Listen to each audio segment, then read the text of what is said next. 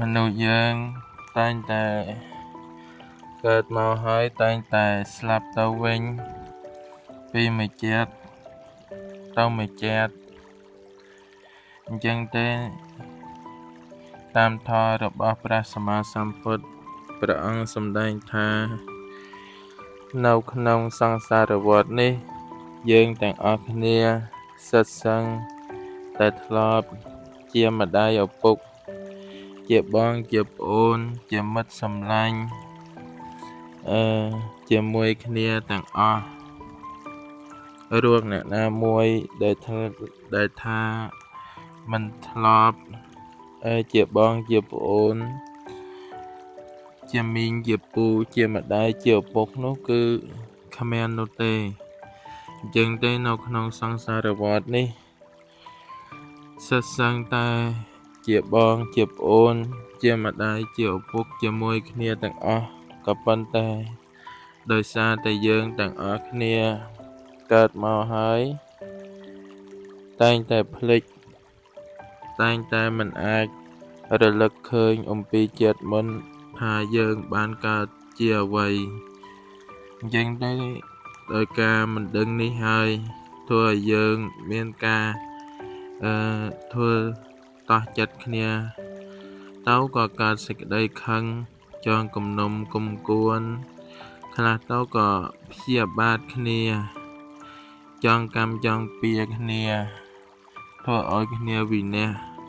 ដោយហេតុណាមួយដោយសារតែមិនអាចដឹងថាអ្នកនោះធ្លាប់ជាបងជាប្អូនជាម្ដាយឪពុកជាយាយជាតាជាមីងជាពូអញ្ចឹងទេតាមធម៌របស់ព្រះសម្មាសម្ពុទ្ធគឺថាព្រះអង្គឲ្យយើងផ្សាយមេត្តាចិត្ត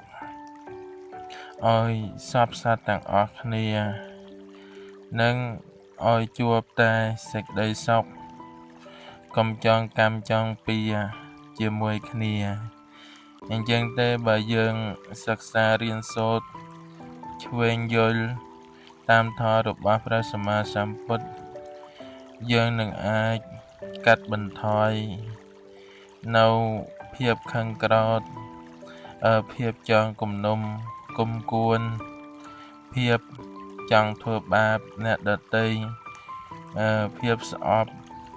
អ្នកដទៃជាដើមដែលយើងកើតចិត្តទោសៈនៅក្នុងខ្លួនភ្លាមក៏យើងពិចារណានៅធម៌របស់ព្រះសម្មាសម្ពុទ្ធទៅធ្វើឲ្យទោសៈនោះវាស្ងប់រងាប់មួយខណៈបានដោយសារតែយើងយកធម៌របស់ព្រះសម្មាសម្ពុទ្ធនឹងមកពិចារណាថាអាត្មាអញមិនគួរខឹងចំពោះអ្នកដទៃមិនគួរចងគំនុំគុំគួនជាមួយអ្នកណាឡើយ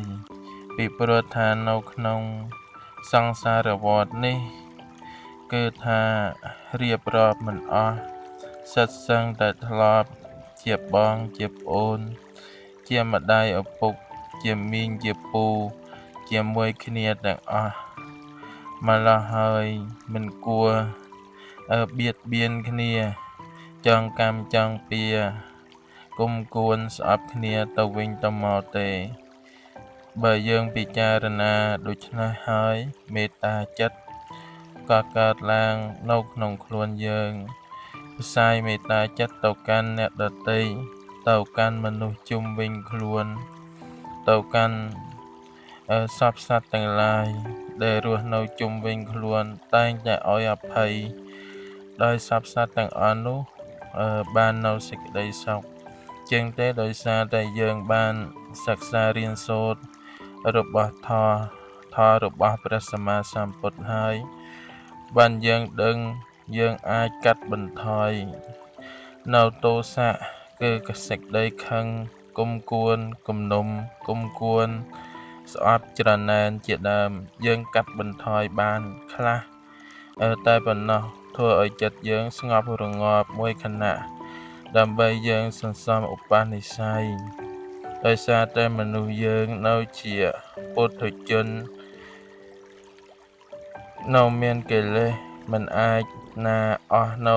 លោភៈទោសៈមោហៈបាននោះទេ គ្រាន់តែបានពិចារណាធម៌ទៅធ្វើឲ្យ